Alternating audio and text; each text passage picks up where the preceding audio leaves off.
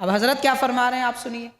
بانی جامع نظامیہ حضرت امام انوار اللہ فاروقی رحمۃ اللہ علیہ فرماتے ہیں اگر کوئی پیر جی، کتنی عزت سے کہہ رہے ہیں حضرت، فرما رہے ہیں اگر کوئی پیر جی اپنے مریدوں کو احکام شرع شریف ادا کرنے سے روکیں، کیا شریعت کے پیچھے پڑا میاں، ہم طریقت میں رہنے والے ہیں، ہم کو شریعت کی ضرورت نہیں ہے، یہ نماز پڑھنے والے علماء، یہ عام لوگ وہ مصلی پہ کھڑے رہتے، ہم عرش تک پہنچ جاتے، ایسی باتیں کرنے والے ہیں لوگ۔ تو حضرت ایسے لوگوں کے بارے میں فرما رہے ہیں اگر کوئی پیر جی مریدوں کو احکام شرع ادا کرنے سے روکیں یا توجہ نہ دلائیں، روکنا بھی نہیں، توجہ دلانا بھی ضروری ہے کہ آؤ دین کی طرف، شریعت کی طرف، قرآن کی طرف، اگر توجہ بھی نہ دلائیں اور یہ تلقین کریں کہ نماز، روزہ، حج و زکوٰۃ جو قرآن و حدیث اور فقہ میں مذکور ہیں یہ کوئی چیز نہیں ہے، اگر کوئی ایسا کہے، پیر ایسا کہے بلکہ ان کا مطلب ہی کچھ اور ہے ایسا ظاہر کرے تو ظاہر ہے، اور ظاہر شریعت بیکار چیز ہے ایسا کوئی کہے، یہ کہے کہ ظاہر شریعت بیکار ہے، یہ کہے کہ نماز، روزہ، زکوٰۃ، حج قرآن و حدیث وغیرہ سے ثابت ہے، وہ کوئی چیز نہیں ہے، شریعت کا کوئی مطلب نہیں ہے، اگر کوئی ایسا کہے تو حضرت شیخ الاسلام فرما رہے ہیں اس بیعت کو ہمارے نبی کریم صلی اللہ علیہ وسلم سیدنا محمد رسول اللہ سے، اس بیعت کا آپ کے دین سے کوئی تعلق نہیں۔ یہ واقعہ سارا نقل کر کے حضرت بانی جامع نظامیہ امام انوار اللہ فاروقی رحمۃ اللہ علیہ ارشاد فرماتے ہیں کہ اس سے مسلمانوں کی ایمانداری اور راست بازی، وفا شعاری کا پتہ لگتا ہے، یعنی مسلمان کا کام صرف نماز پڑھ لینا، روزے رکھ لینا ہی نہیں ہے، مسلمان کی علامت یہ بھی ہے کہ وہ ایماندار ہو۔ حضرت بانی جامع نظامیہ امام انوار اللہ فاروقی علیہ رحمۃ و رضوان ملت کی بہتری اور ان کی خیر کے لیے بہت سارے کارنامے آپ نے انجام دیے، ان کو ہم انشاءاللہ تعالی آگے بتائیں گے۔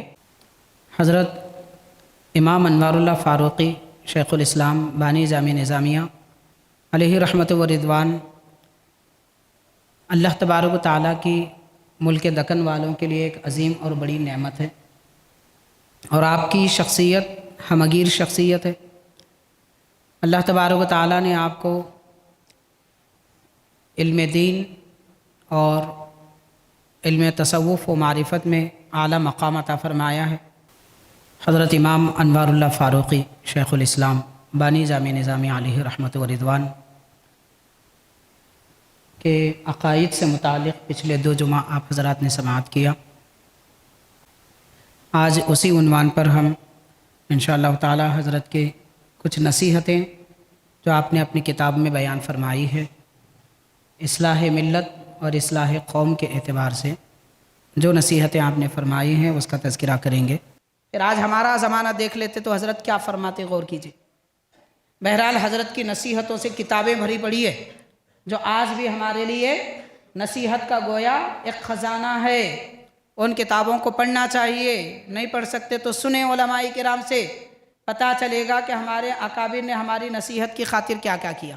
بیعت کا مسئلہ ہے، بیعت، بیعت کس کو کہتے ہیں؟ مرید ہونے کو کہتے ہیں۔ آج کل یہ بھی ایک، اب برا نہ مانے، اس کو بھی لوگوں نے کاروبار بنا لیا ہے۔ یہ کاروبار نہیں ہے، پیری مریدی بیعت کرنا یہ کاروبار نہیں ہے، مگر لوگوں نے اس کو کاروبار بنا لیا ہے۔ ایسے ایسے لوگ مرید بنا رہے ہیں ان کو درود کی آیت پڑھنا نہیں آتا، ان اللہ و ملائکتی یصلون، ایسا پڑھ رہے ہیں معاذ اللہ۔ تو آج کل سارے تعلقات خلوص کی بنیاد پر نہیں ہے، فلوس کی بنیاد پر ہے، جبکہ خلوص باقی رہنے والا ہے اور فلوس ختم ہو جانے والے۔ حاضرین، حضرت شیخ الاسلام علیہ رحمۃ و رضوان نے خلوص اور نماز میں صحابہ کرام کا خشوع کیسا ہوتا تھا، کیسے نماز پڑھتے تھے، تو فرما رہے ہیں ان کی نمازیں دیکھ کر یہودی ایمان لاتے تھے۔ اللہم صلی علی سیدنا محمد وعلی آلہ وصحبہ افضل صلواتک وعدد معلوماتک وبارک وسلم۔ محترم حاضرین، معزز سامعین، السلام علیکم ورحمۃ اللہ وبرکاتہ۔ حضرت امام انوار اللہ فاروقی شیخ الاسلام बानी जामी निज़ामी अलैहि रहमत व रिदवान के अक़ाइद से मुतालिक़ पिछले 2 जुमा आप हज़रात ने समाअत किया। आज उसी उन्वान पर हम इंशाअल्लाह ताला हज़रत के कुछ नसीहतें जो आपने अपनी किताब में बयान फरमाई है, इस्लाह मिल्लत और इस्लाह कौम के एतबार से जो नसीहतें आपने फरमाई हैं उसका तज़किरा करेंगे। हज़रत इमाम अनवारुल्लाह फ़ारूक़ी शेख़ुल इस्लाम बानी जामी निज़ामिया अलैहि रहमत व रिदवान अल्लाह तबारक व तआला की मुल्क दक्कन वालों के लिए एक अज़ीम और बड़ी नेमत है और आपकी शख्सियत हमगीर शख्सियत है। अल्लाह तबारक व तआला ने आपको इल्म दीन और इल्म तसव्वुफ़ व मारिफत में आला मकाम अता फ़रमाया है। उसके अलावा आज से 120-30 साल पहले के ज़माने की ये शख्सियत उस दौर में भी इल्म जदीद साइंस जिसे कहते हैं उस पर भी बड़ी महारत आप रखते थे और उस ज़माने के अंग्रेज़ और साइंसदानों ने इस्लाम पर जो एतराज़ात किए थे या उनसे जो ख़ताएँ और गलतियाँ हुई थी, हज़रत ने अपनी किताबों में उनका भी जवाब अता फ़रमाया है। हज़रत बानी जामी निज़ामिया इमाम अनवारुल्लाह फ़ारूक़ी अलैहि रहमत व रिदवान मिल्लत की बेहतरी और उनकी खैर के लिए बहुत सारे कारनामे आपने अंजाम दिए, उनको हम इंशाअल्लाह ताला आगे बताएंगे। उससे पहले हज़रत शेख़ुल इस्लाम बानी जामी निज़ामिया अलैहि रहमत व रिदवान की नसीहतें इस्लाह उम्मत के लिए क्या है, उस पर थोड़ी सी आपकी तवज्जो तलब है। हाज़रीन, हज़रत शेख़ुल इस्लाम बानी जामी निज़ामिया रहमतुल्लाह अलैह नसीहतें फ़रमाते हुए और मिल्लत की बेहतरी और इस्लाह के लिए आपने किस किस्म की नसीहतें अपनी कौम को फ़रमाई हैं, उसमें एक वाक़या आप पहले ज़िक्र फ़रमाते हैं कि हज़रत अबू उबैदा रज़ी अल्लाह ताला अन्हु मुल्क शाम के बहुत सारे इलाक़े जिनमें से एक हिम्स है, हिम्स और दीगर इलाक़ों को आपने फ़तह किया। फ़तह करने के बाद वहाँ के लोग जो बसते थे यहूदी और ईसाई कौम थी, उनकी हिफाजत के लिए, उनके तहफ़्फ़ुज़ के लिए उनसे इस्लामी क़ानून के मुताबिक जिज़िया लिया गया था। उसके बाद जब ये हज़रात यानी सहाबाई किराम की ये जमात वो इलाक़े छोड़कर मज़ीद आगे बढ़ने के लिए फ़िलिस्तीन तक पहुँचने के लिए जब कोशिशें कर रहे थे, तो इन इलाक़ों की हिफाजत के लिए जिज़िया लिया था, तो जिससे जो पैसा लिया था वो उस कौम को वापस कर दिया, एक एक आदमी को वापस कर दिया। ये देखकर वहाँ के रहने वाले यहूदियों ने कहा कि हमारे यहूदी सरदारों से अच्छे तो तुम लोग हो कि वो हमसे पैसे लूट लिया करते थे और तुम हमारी इजाज़त से हमारी हिफाजत के लिए पैसे लेकर दोबारा हमको वापस कर रहे हो। ऐसी अमानतदार कौम गलत कैसे हो सकती है? ये कहकर हज़ारों की तादाद में उस वक्त वहाँ की रहने वाली कौम उन इलाक़ों की मुसलमान हो गई। ये वाक़या सारा नक़ल करके हज़रत बानी जामी निज़ामिया इमाम अनवारुल्लाह फ़ारूक़ी रहमतुल्लाह अलैह इरशाद फरमाते हैं कि इससे मुसलमानों की ईमानदारी और रास्तबाजी वफ़ा शिआरी का पता लगता है। यानी मुसलमान का काम सिर्फ़ नमाज़ पढ़ लेना, रोज़े रख लेना ही नहीं है। मुसलमान की अलामत ये भी है कि वो ईमानदार हो और सच्ची बात करने वाला हो, कहता भी हो करता भी हो।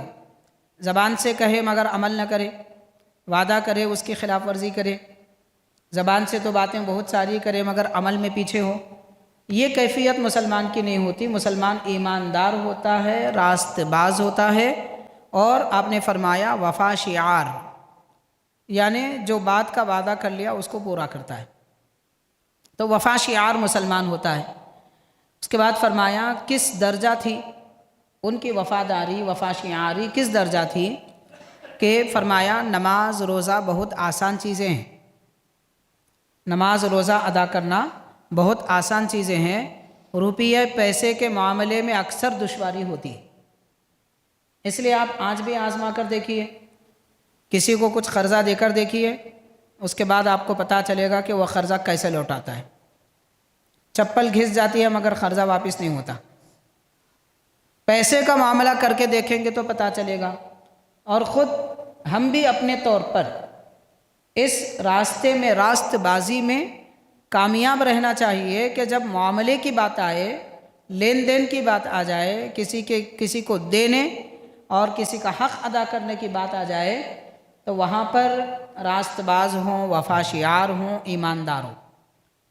تو حضرت فرماتے ہیں کہ نماز روزہ بہت آسان چیزیں ہیں، روپیے پیسے کے معاملے میں اکثر دشواری ہوتی ہے۔ اور فرمایا ہمارے زمانے کے جو حالات و درکنار بہت سے جاننے والے علم والوں کی حالت یہ دیکھی جاتی ہے، جاہل تو جاہل ہے، علم رکھنے والے لوگوں کی حالت یہ دیکھی جاتی ہے، جب کسی خدمت پر مامور ہوتے ہیں، یعنی ان کو کوئی عہدہ دیا جاتا، کرسی دی جاتی، ذمہ داری دی جاتی، تو کسی خدمت پر جب مامور ہوتے ہیں یا ان کے معاش کا مقدمہ چلتا ہے، کہیں سے کوئی زمین لینا ہے، ان کی تھی، اپنی آبائی تھی یا لینا ہے، تو اس کے لیے کتنے غلط کام کر بیٹھتے ہیں، دھوکہ بھی دے دیتے ہیں، جھوٹے مقدمے بھی دائر کر دیتے ہیں، سامنے والے کو قصوروار بتانے کے لیے کیا کیا کام کر لیتے ہیں۔ تو حضرت فرما رہے ہیں کہ علم رکھنے والے لوگوں کو بھی دیکھا جاتا ہے کہ جب خدمت پر مامور ہوتے ہیں یا ان کے معاش کا مقدمہ ہوتا ہے تو تدین ٹھکانے نہیں رہتا، یعنی دینداری قائم نہیں رہتی، تدین ٹھکانے نہیں رہتا، حالانکہ دین میں اسی کی ضرورت ہے۔ دین میں انسان کی وفاداری کی ضرورت ہے، اخلاق کی ضرورت ہے۔ دین مسلمانوں کو سچا، راست باز، وفا شعار بناتا ہے۔ تو حضرت یہ فرما رہے ہیں کیونکہ حقوق الناس کو خدا تعالیٰ بھی معاف نہیں فرماتا۔ لوگوں کا جو حق دینا ہے وہ حق دینا ضروری ہے، وہ اگر نہ دیا جائے تو اللہ تعالیٰ بھی معاف نہیں فرماتا۔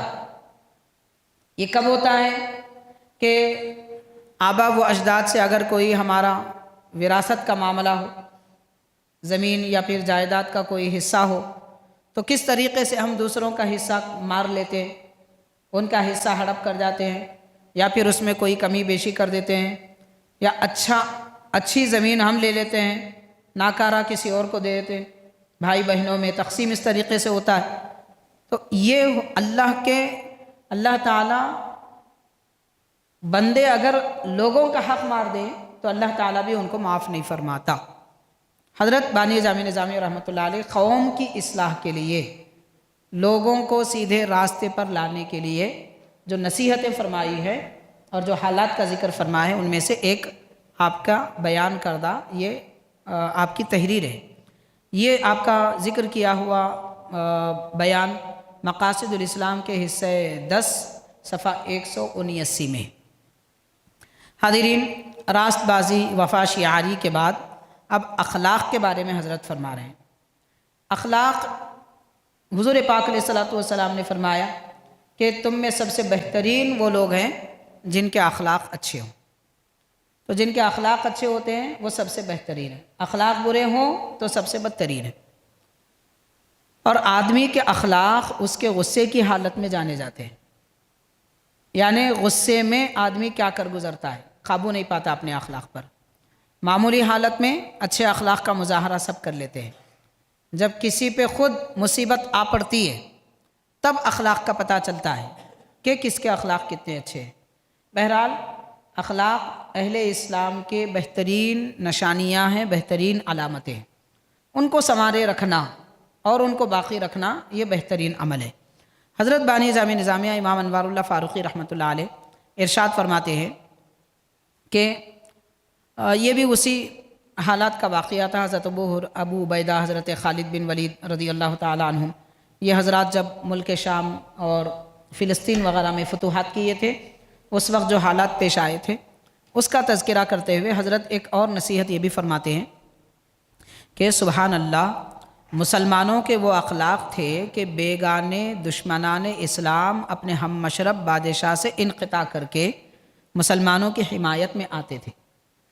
یعنی مسلمان اپنی فوج لے کر جہاں بھی جاتے ان پر کامیابی حاصل کرتے، پھر ان کے ساتھ ایسا برتاؤ کرتے کہ وہ اپنے بادشاہوں کو چھوڑ کر وہ قوم مسلمانوں کے ساتھ میں ان کی تائید میں نکل آتی تھی، کیونکہ ان کے اخلاق ایسے تھے۔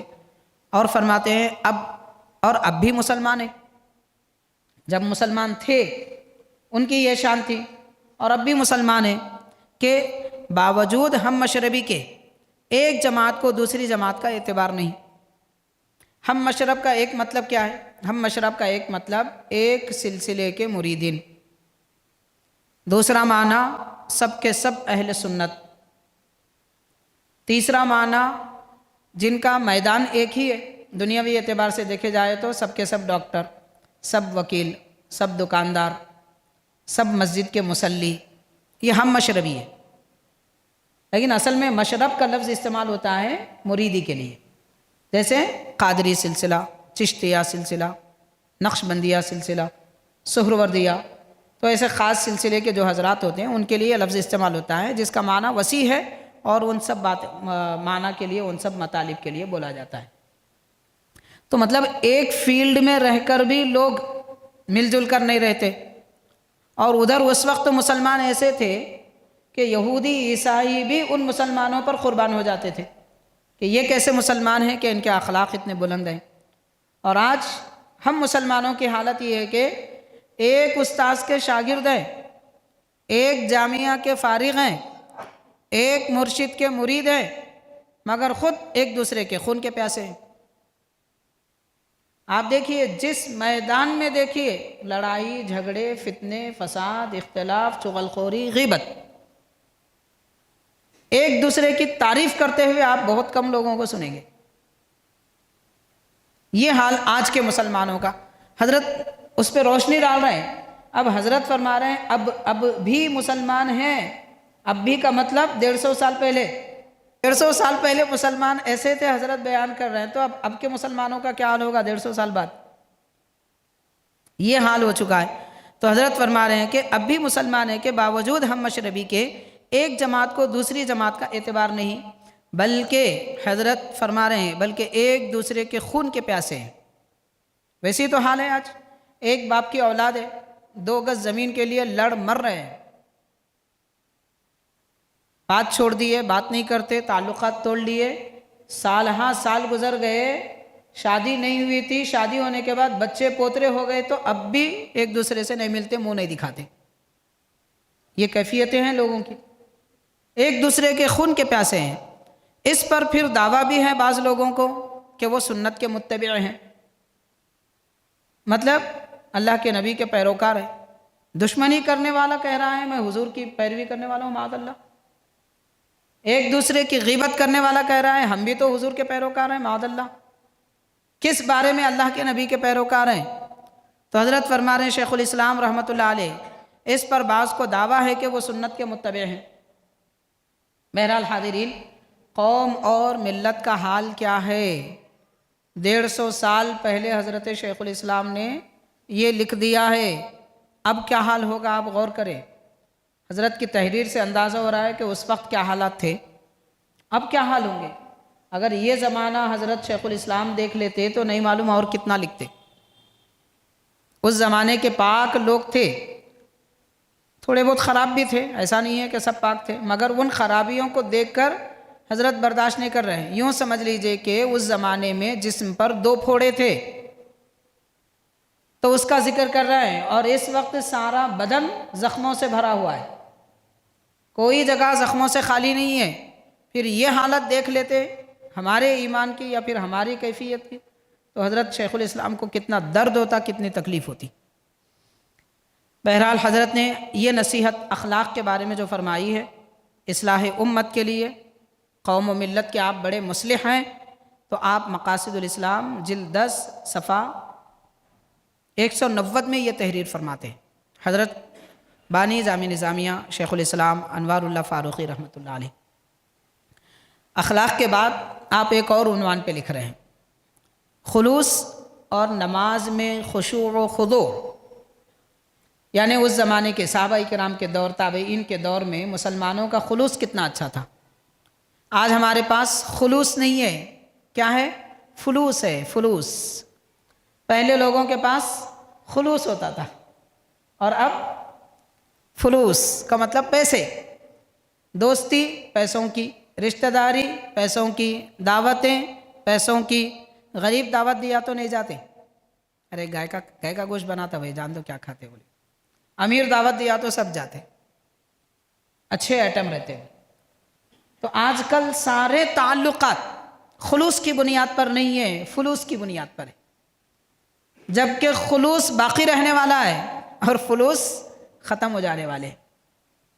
حاضرین، حضرت شیخ الاسلام علیہ رحمت و رضوان نے خلوص اور نماز میں صحابہ کرام کا خشوع کیسا ہوتا تھا، کیسے نماز پڑھتے تھے، تو فرما رہے ہیں ان کی نمازیں دیکھ کر یہودی ایمان لاتے تھے۔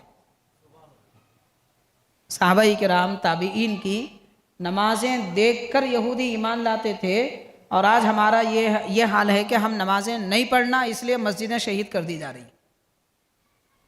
مطلب مسجدوں سے، عبادت سے لوگ بیزار نہیں ہیں، ہماری نماز کی حالت سے بیزار ہے۔ حالات ایسے ہو چکے ہیں، آپ غور کیجئے، نماز مغرب میں ہماری مسجدوں میں ہجوم رہتا، 5 6 صفیں ہو جاتی، بعض اوقات مسجدیں پر ہو جاتی، اور فجر کی نماز میں آدھی صف، بہت زیادہ ہوگی تو 1 صف، بہت کم ایسی مسجدیں ہیں جہاں پر 2 3 صفیں فجر کی نماز میں ہوتی۔ یہ حال ہے۔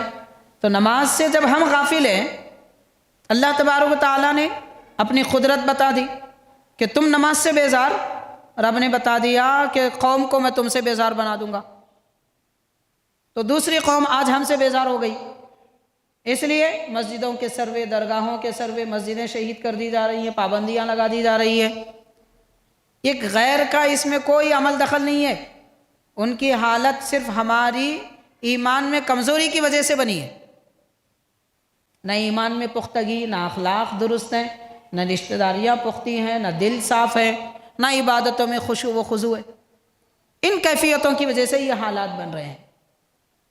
حضرت بانی جامع نظامیہ رحمۃ اللہ علیہ نے ایک مقام پہ لکھا ہے کہ صحابہ کرام کے دور میں ان کو جو فتوحات حاصل ہوتی تھی، بڑی بڑی طاقتور قوموں پر کامیابیاں ملتی تھی، اس کی وجہ یہ تھی کہ وہ سچے مومن تھے اور پکے اللہ کے نبی سے محبت کرنے والے تھے۔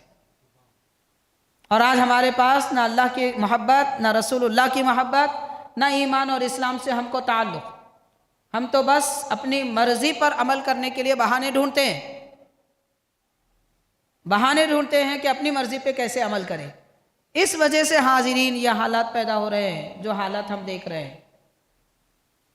عربی زبان کا ایک مشہور محاورہ ہے، اعمالکم عمالکم، یعنی تمہارے اعمال تمہارے سردار ہیں۔ سرداروں پہ رونے کی ضرورت نہیں ہے، اپنے اعمال پہ رونا چاہیے کہ ہم کتنے برے ہیں۔ ہم جائزہ لے سکتے ہیں، ہم کو آئینہ بتانے کی ضرورت نہیں ہے، کیونکہ ہم خود جانتے ہیں ہماری صورت کیسی ہے، دل کیسا ہے۔ ہر آدمی اپنے طور پر جانتا ہے وہ کتنا اچھا ہے، کتنا برا ہے۔ تو ہم اپنے اخلاق کا، کردار کا جائزہ لے کر اگر دین اسلام پر سچائی کے ساتھ عمل کریں گے، پھر وہی دن لوٹ کے آئے گا کہ جو لوگ آج مسجدیں چھین رہی ہیں، وہی لوگ مسجد صاف کر کے دعوت دیں گے کہ آئیے نماز پڑھیے۔ یہ ہوگا بشرطے کہ ہم پہلے سچے مومن تو بنے۔ نفس پرستی ہے، ہوا پرستی ہے، خواہش پرستی ہے، ایمان پرستی نہیں ہے، خدا پرستی نہیں ہے، دین پرستی نہیں ہے۔ تو دیندار بن کے دیکھیے پھر کتنا کمال ہوگا۔ خیر، اس قسم کے حالات اس زمانے میں اگرچہ کہ کم تھے، لیکن اس کی نصیحت کرتے ہوئے حضرت شیخ الاسلام بانی جامع نظامیہ رحمۃ اللہ علیہ فرما رہے ہیں، جنگ یرموک کے موقع پر ایک سفیر آیا۔ سفیر ہم کو معلوم ہے ایک ملک کا دوسرے مقام پہ کوئی نہ کوئی سفیر ہوتا ہے۔ تو کچھ دیر مسلمانوں کی صحبت میں رہا اور ان کی نماز کا خشوع دیکھا۔ اس کے بعد حضرت فرما رہے ہیں کہ وہ آدمی ان کی نمازوں کا خشوع دیکھ کر، آنے والا سفیر دوسرے بادشاہ کی طرف سے آیا تھا، مسلمان ہو گیا۔ نماز میں ان کا دل لگانا دیکھ کر، تو وہ نمازیں دیکھ کر غیر مسلمین کا سفیر آیا تھا، وہ مسلمان ہو گیا۔ اس واقعے کو لکھ کر حضرت بانی جامع رحمۃ اللہ علیہ اصلاحی امت کے لیے، قوم کی بھلائی کے لیے تحریر فرما رہے ہیں کہ دیکھیے ان حضرات کے خلوص اور نماز کے خشوع و خضوع کا یہ اثر ہوا کہ قاصد خود سمجھ گیا کہ یہ خدا کی سچی عبادت ایسی ہوتی ہے، اللہ کی عبادت سچی کیسی ہوتی ہے اس کو پتہ چلا، اور اس تھوڑی دیر کی صحبت کی یہ برکت ہوئی، دارین کی سعادت حاصل کر کے فائز المرام ہوا، یعنی ایمان لا کے دو جہاں میں کامیاب ہو گیا۔ ہم کیا سمجھ رہے ہیں؟ کامیابی پیسے کمانے میں ہے، کامیابی کرسی حاصل کرنے میں ہے، کامیابی 5 منزلہ گھر بنانے میں ہے، کامیابی 4 ویلر خریدنے میں ہے، ہم یہ سمجھ رہے ہیں۔ اس وقت کے یہودیوں کو بھی پتہ چلا کہ کامیابی نماز میں ہے، کامیابی صحابہ کی صحبت میں ہے، کامیابی نماز میں دل لگانے میں ہے۔ فرق کیجئے اس زمانے کے یہودی کتنے سمجھدار تھے، اس زمانے کے مسلمان کتنے ناسمجھ ہیں، کہ وہ حق دیکھ کر مسلمان ہوتے تھے اور ہم حق قبول کر کے بھی بے ایمانی کی کیفیتیں، بے ایمانی کے اعمال، یہ حال ہم مسلمانوں کا ہے۔ تو حضرت بانی جامع رحمۃ اللہ علیہ فرماتے ہیں ان حضرات کی نماز کے خشوع و خضوع کو دیکھ کر یہودی اور عیسائی مسلمان ہو جایا کرتے تھے۔ اس کے بعد حضرت نے فرمایا ان حضرات کے نفوس قدسیہ کا یہ اثر تھا، پاک لوگ تھے صحابہ کرام، ان کی صحبت کا یہ اثر ہوا، ہم بھی پاک بنے تو ہماری صحبت کا اثر ہوگا۔ آج ہمارا یہ حال ہے، اور وہ دور ایسا تھا کہ ان کی صحبت میں رہنے کو تڑپتے تھے۔ کیا فرق ہے ان میں ہم میں؟ وہ کامل ایمان والی شخصیتیں تھیں اور ہمارا ایمان ہمارے دلوں میں ناقص ہے۔ ہم نام کے مسلمان ہیں، وہ حقیقت میں مسلمان تھے۔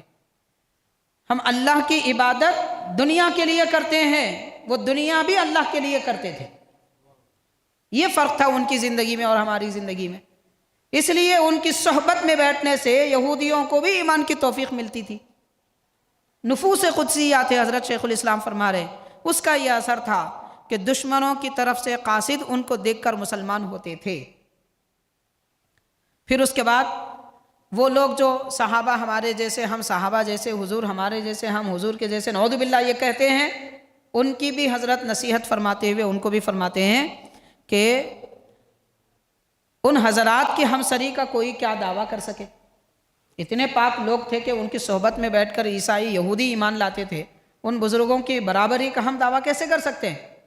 برابری تو نعوذ باللہ بری بات ہے۔ آج کل کے تو ایسے بدبخت ہیں کہ صحابہ کرام پر گالی کس رہے، تانے کس رہے، نعوذ باللہ۔ ایسے لوگوں کی صحبتوں سے بچیں، ایمان خراب ہو جائے گا، ایمان نکل جائے گا۔ خیر تو حاضرین، شیخ الاسلام نے یہ آپ کی جو نصیحت ہے، اصلاح امت کی خاطر آپ نے جو نصیحت فرمائی ہے، مقاصد الاسلام جلد 10 صفحہ 192 ہے۔ اور حاضرین، اس کے بعد یعنی خلوص اور نماز میں خشوع و خضوع کی کیفیت بیان کرنے کے بعد حضرت بانی جامع رحمۃ اللہ علیہ ایک اور مقام پر مسلمانوں کی سچی اور جھوٹی حالت پر تبصرہ فرما رہے ہیں۔ اب ایسے دھوکے اگر غیروں کو، بڑی بڑی کمپنیوں کو ہوں گے، کہاں مسلمانوں پہ اعتبار ہوگا؟ جھوٹی کیفیت، جھوٹا حال، آج یہ حال ہو چکا ہے۔ دھوکہ بازی کا بازار گرم ہے، جھوٹ کا بازار گرم ہے۔ اس لیے آپ دیکھیں گے غیروں کی دکانیں خوب چلتی ہیں، مگر افسوس مسلمان دکانوں پہ بیٹھ کے مکھیاں مارتے ہیں، خریدار نہیں آتے، پریشان ہے، کیونکہ وفاداری کے ساتھ کاروبار نہیں کرتے۔ یہ پیٹ کے پھوڑے ہیں جناب، نہیں دکھتے کس کو بھی، ہماری پیٹ کا پھوڑا ہم کو نہیں دکھتا، ویسے ہی ہے، اب آئینہ دکھا دیے تو تکلیف ہوتی۔ تو ارشاد فرماتے ہیں حقیقت الفقہ جلد 1 صفحہ 101 میں حضرت نے لکھا، صدق، سچائی ایک علیحدہ مستقل صفت ہے۔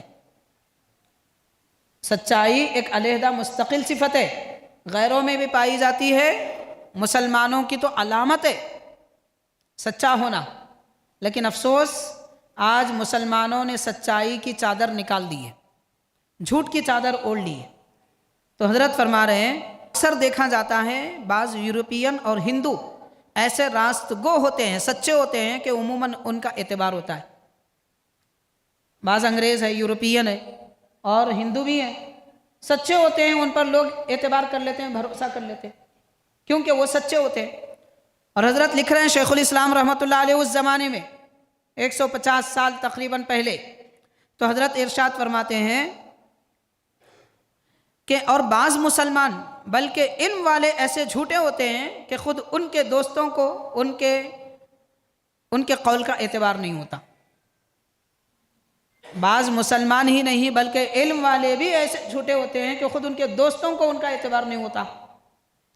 یہ سننے کے بعد ہم کو اندازہ ہے، ہم خود دیکھتے ہیں ایسے لوگوں کو اپنے زمانے میں، اپنے ساتھ رہنے والے کیسے اتنے لوگ ہوتے ہیں۔ مگر یہ باتیں نصیحتیں حضرت کی غیروں پہ فٹ نہ کریں، اپنے آپ میں دیکھیں کہ میرے اندر یہ چیز نہ ہو۔ بزرگوں کی نصیحتیں سننے کے بعد یہ نہیں دیکھنا کون کیسا ہے، یہ دیکھنا میں کیسا ہوں۔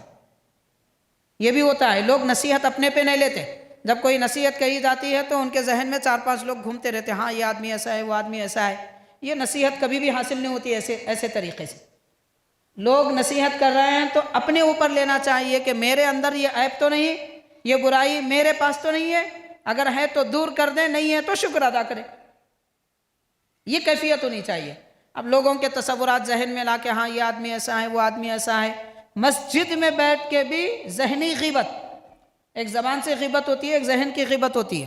سوچ رہے ہیں کون کون برا ہے تو وہ ذہنی غیبت ہے، زبان سے کہیں گے تو زبانی غیبت ہے، تو ذہنی غیبت میں مبتلا نہ ہو۔ تو حضرت یہ فرما رہے ہیں شیخ الاسلام رحمۃ اللہ علیہ کے بعض دوستوں کو بھی ان پر اعتبار نہیں ہوتا، ایسے جھوٹے ہوتے ہیں۔ اور اس کے بعد فرمایا ایک بڑے محدث ہیں حضرت ابن معین رحمۃ اللہ علیہ، وہ ایک اور حدیث بیان کرنے والے سے حدیثیں لیتے تھے، ان کا نام تھا عبد الرزاق۔ وہ عبد الرزاق بدعقیدہ تھے، صحیح العقیدہ نہیں تھے۔ تو بعض دوسرے لوگ ان سے کہنے لگے کہ عبد الرزاق بدعقیدہ ہیں، یحییٰ ابن معین کا مطلب امام بخاری، مسلم وغیرہ کے بڑے بڑے استاذوں میں۔ تو ان سے کہا گیا آپ عبد الرزاق سے کیوں حدیث لیتے ہیں، وہ تو بدعقیدہ ہے۔ تو آپ نے فرمایا یحییٰ ابن معین رحمۃ اللہ علیہ نے کہ عبد الرزاق اتنے سچے ہیں کہ وہ بدعقیدہ نہیں، اگر کافر بھی ہوں تو ان کی بات پر مجھے اعتبار ہے، مرتد بھی اگر ہوں تو ان کی بات پر مجھے اعتبار ہے۔ مطلب یہ کہ سچائی کا تعلق مذہب سے نہیں ہے، یہ اور بات ہے کہ سچائی کی سب سے زیادہ تعلیم دین اسلام دیتا ہے۔ اسلام یہ چاہتا ہے مسلمان سب سے سچے رہیں، لیکن سچائی کہیں اور بھی ہو سکتی ہے، سچ بولنے والا وفادار آدمی دوسرے مذہب میں بھی ہو سکتا ہے۔ حضرت یہ ساری گفتگو فرما کے نصیحت یہ فرمانا چاہتے ہیں کہ مسلمان اور جھوٹے، معاذ اللہ ایسا نہیں ہونا چاہیے۔ یہ حالات اس زمانے میں کیسے لوگوں کو آپ نے دیکھا تھا، اب زمانہ جیسے گزرتا جا رہا ہے خرابیاں اور بڑھتی جا رہی ہے۔ بہرحال حاضرین، حضرت شیخ الاسلام رحمۃ اللہ علیہ نے نصیحت فرماتے ہوئے مسلمان جھوٹا نہیں ہو سکتا، مسلمان کو جھوٹ سے بچنا چاہیے، یہ نصیحت فرماتے ہوئے یہ تحریر آپ نے لکھی ہے حقیقت الفقہ جلد 1 صفحہ 101 پر۔ اس کے بعد دین کی خدمت کے بارے میں حضرت نے لکھا ہے، شیخ الاسلام رحمۃ اللہ علیہ نے دین کی خدمت اس زمانے میں لوگ کیسے کرتے تھے۔ بہت سارے تفصیلی واقعات آپ نے بیان کیے، ان میں سے امام احمد بن حنبل رحمۃ اللہ علیہ، امام بخاری رحمۃ اللہ علیہ، اس وقت ایک مسئلہ چھڑا تھا، وہ کیا تھا؟ خلق قرآن کا مسئلہ۔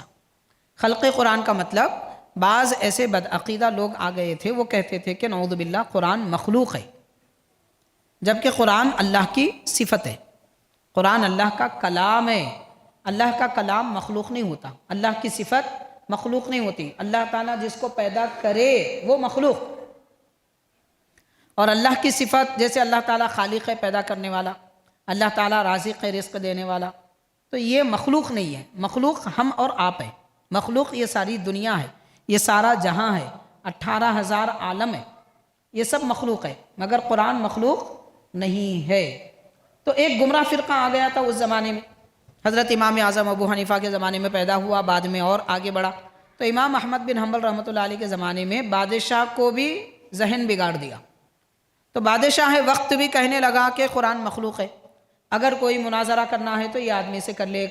ابن داود نامی کوئی ایک گمراہ فرقے والا تھا، وہ بادشاہ کا بڑا قریبی ہو گیا تھا، تو اس سے مناظرہ کرنے کے لیے بادشاہ نے دعوت دی۔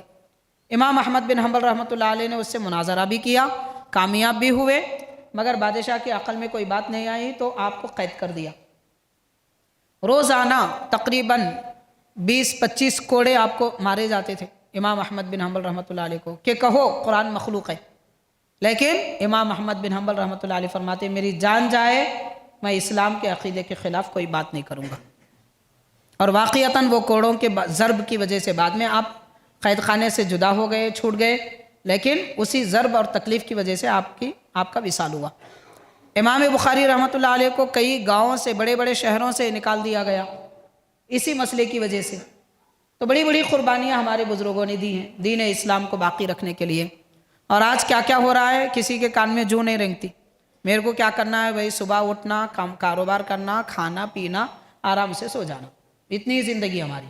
دین مٹتا ہے، مٹنے دو، میرے کو کیا کرنا ہے۔ دین کے خلاف آواز اٹھ رہی ہے، اٹھنے دو، ہم کو کیا کرنا ہے۔ یہ فطرت آج ہماری ہو چکی ہے۔ تو دین کی خدمت کے لیے ابھارنے کی نصیحت فرماتے ہوئے حضرت بانی جامع نظامیہ شیخ الاسلام رحمۃ اللہ علیہ نے لکھا، جو لوگ حضرت صلی اللہ علیہ وسلم کے دین کے خدمت گزار ہیں ان پر حضور کی خاص توجہ مبذول رہتی ہے۔ دین کے خدمت گزاروں کو آپ بے سہارا نہ سمجھیں۔ جو مسجد کے مؤذن ہیں، امام ہیں اور مدرسے کے معلم ہیں، دین کے خدمت گزار ہیں، کسی بھی طریقے سے کرنے والے ہوں، دین کے خدمت گزار، دنیا والے ان کی پرورش نہیں کرتے، اللہ کے رسول صلی اللہ علیہ وسلم ان پر خاص توجہ فرماتے ہیں، وہ نبی کے عنایتوں میں، نبی کے توجہات میں رہتے ہیں۔ حضرت شیخ الاسلام رحمۃ اللہ علیہ فرما رہے ہیں کہ حضور پاک علیہ الصلوۃ والسلام کی خاص توجہ ان پر مبذول رہتی ہے، اور بفضلہ تعالی حضور ان کی مشکل کشائیاں برابر فرماتے رہتے ہیں۔ یعنی دین کے خدمت گزاروں پر کوئی مشکل اور مصیبت آتی ہے تو پیارے نبی صلی اللہ علیہ وسلم ان کی مصیبت کو دور فرماتے ہیں۔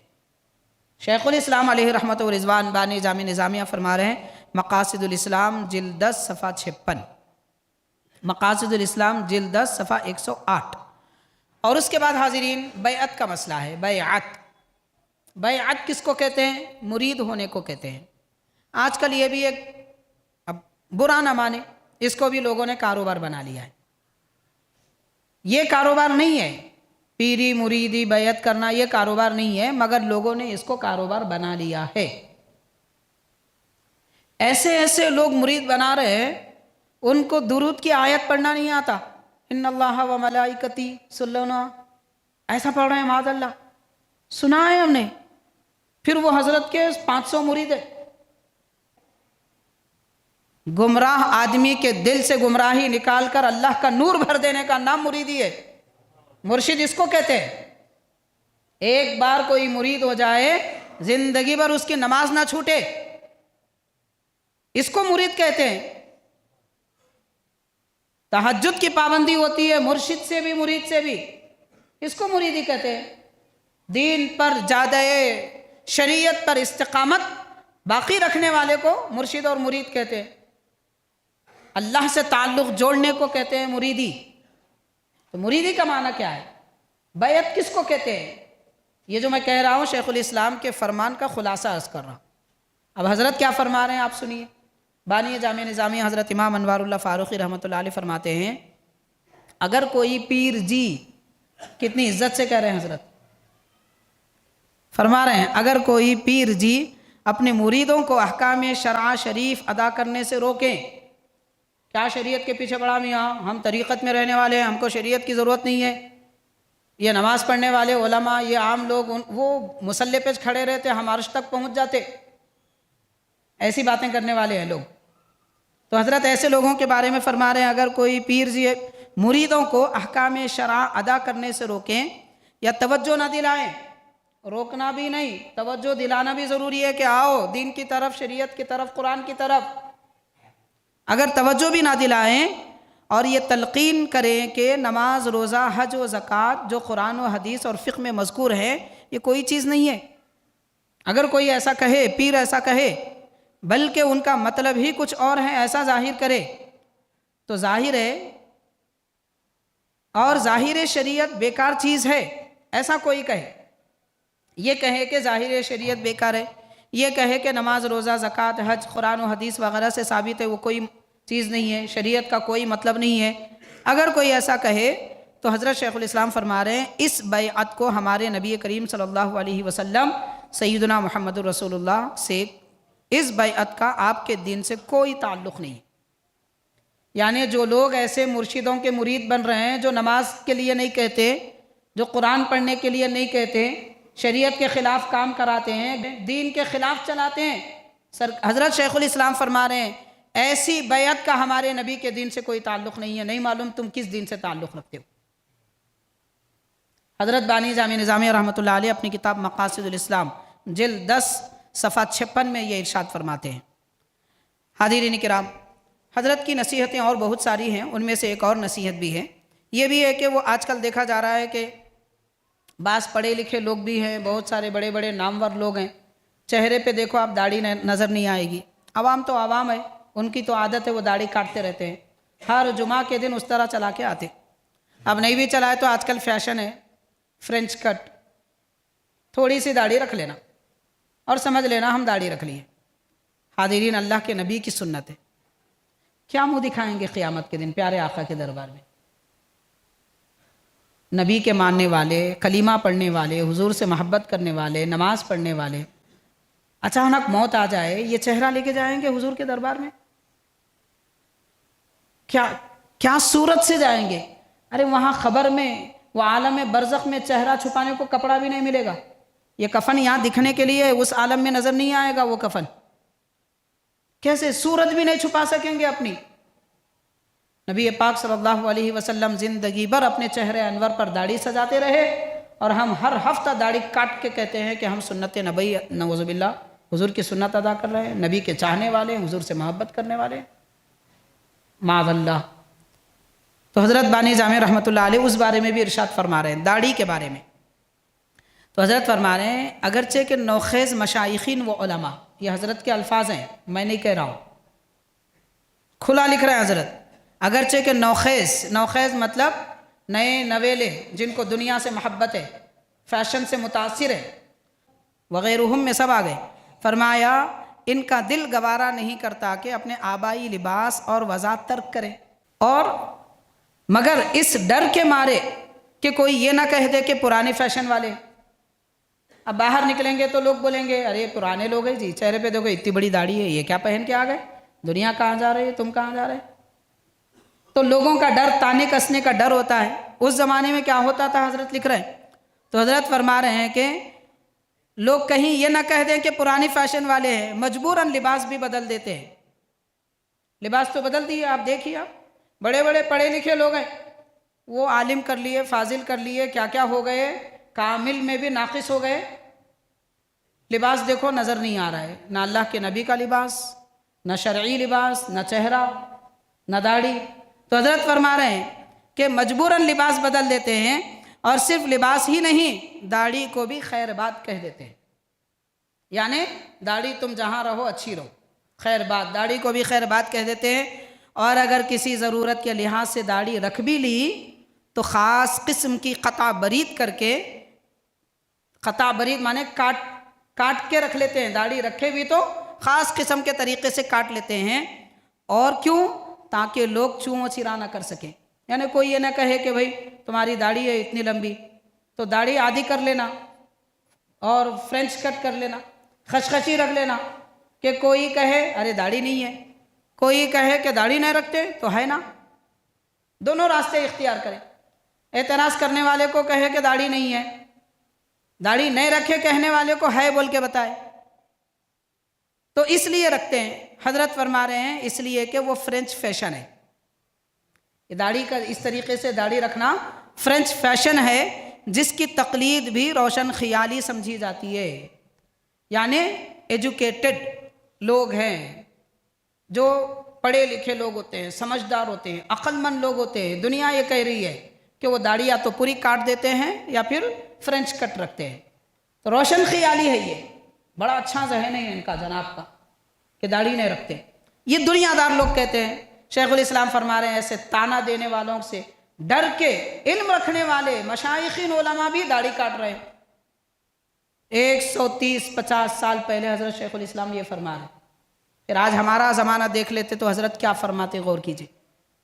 بہرحال حضرت کی نصیحتوں سے کتابیں بھری پڑی ہے، جو آج بھی ہمارے لیے نصیحت کا گویا ایک خزانہ ہے۔ ان کتابوں کو پڑھنا چاہیے، نہیں پڑھ سکتے تو سنیں علماء کرام سے، پتہ چلے گا کہ ہمارے اکابر نے ہماری نصیحت کی خاطر کیا کیا کیا۔ آخری 2-3 جملوں میں چند باتیں عرض کروں گا۔ اصلاح امت کی خاطر حضرت شیخ الاسلام بانی جامع نظامی رحمۃ اللہ علیہ نے، جب آپ کے زمانے میں بازاروں میں ناپ تول میں کمی ہوتی تھی تو وزن کے پتھر اور ناپنے کے پیمانے آپ نے مقرر فرمائے، اور حلال حرام کے مال میں بیچنے خریدنے میں کمی بیشی ہوتی تھی، جو چاہے مال لایا جاتا تھا۔ اس سے بچانے کے لیے آپ نے ایک کمیٹی مقرر فرمائی جو یہ نگرانی کرتی تھی کہ مارکیٹ میں حلال مال آئے، صحیح تولا جائے، صحیح ناپا جائے۔ اور کمیلوں میں نہ جاننے والے لوگ ذبح کرنے پہ مقرر تھے۔ حضرت شیخ الاسلام نے ایک نصاب تیار کیا، ملا کا امتحان جو دیں گے ان کو ملا کے عہدے پر مقرر کیا جائے گا اور وہ کمیلے میں ذبح کر سکیں گے۔ یہ قانون آپ نے جاری فرمایا۔ اس طریقے سے کئی ایک جو بعض گمراہ فرقے تھے ان کو شہر بدر کر دیا گیا کہ ان کی وجہ سے لوگوں کے عقیدے بگڑ رہے ہیں۔ حضرت شیخ الاسلام نے اصلاح امت کے لیے یہ کارنامے انجام دیے ہیں۔ تو ایسے کارناموں کی ایک لمبی فہرست ہے جس کو بیان کیا جائے تو بڑا طویل وقت درکار ہوگا۔ ایسے عظیم المرتبت شخصیت کا عرس مبارک ماہ جمادی الاولیٰ کی 29 تاریخ آنے والے پیر کے دن 2 دسمبر کو جامع نظامیہ میں بڑی عظمت و شان کے ساتھ تو اس کو اہتمام کے ساتھ منایا جاتا ہے۔ حاضرین، ہماری یہ ذمہ داری بنتی ہے کہ ہم حضرت کے پاس حاضر ہوں، شرکت کریں اور کچھ ایصال ثواب کر کے حضرت کے توسل سے دعا کریں کہ اللہ تعالیٰ نے آپ کے زمانے میں اسلام کی جو رونق باقی رکھی تھی، اہل اسلام کو جو بلند اخلاقیاں عطا فرمائے تھے، آج کے زمانے کے مسلمانوں کو بھی وہ شان و شوکت عطا فرمائے۔ یہ دعائیں کر کے حضرت کے دربار میں گزارشیں کریں تو یہ جو حالات آج ہمارے سامنے آ رہے ہیں، مسجدوں کا سروے، درگاہوں کا سروے، یہ سب ختم ہو جائے گا، پھر مسلمانوں کو شان و شوکت ملے گی۔ ہماری بدعمالیوں اور ہماری سرکشیوں کی وجہ سے یہ حالات پیدا ہو رہے ہیں۔ ہم نے دین کو چھوڑ دیا، رب نے فرما دیا میں اپنی شان استغنا بتاتا ہوں، خالق کائنات غنی ہے اور ہم محتاج ہیں۔ اللہ تبارک و تعالی ہماری بے راہ روی کی وجہ سے اپنی شان استغنا بتا رہا ہے، اس کو کسی چیز کی ضرورت نہیں ہے۔ تو حاضرین، اگر ہم دربار الہی میں توجہ کریں، دین پر قائم اور ثابت قدم رہیں تو پھر وہ حالات بنیں گے جو صحابہ کے زمانے میں تھے یا پھر حضرت شیخ الاسلام کے زمانے میں کامیابی کے حالات تھے، وہ پلٹ کے آ سکتے ہیں، شرط یہ کہ ہم سچے مسلمان بنیں۔ اللہ تبارک و تعالی حضرت کی نصیحتوں پر عمل کرنا ہمارے لیے آسان فرما دے، دین اسلام پر استقامت عطا فرمائے، کہنے سننے سے زیادہ ہمیں عمل کرنے کی توفیق عطا فرمائے۔ صلی اللہ تعالی وسلم علی خیر خلقہ سیدنا محمد وعلی آلہ واصحابہ اجمعین والحمد للہ رب العالمین۔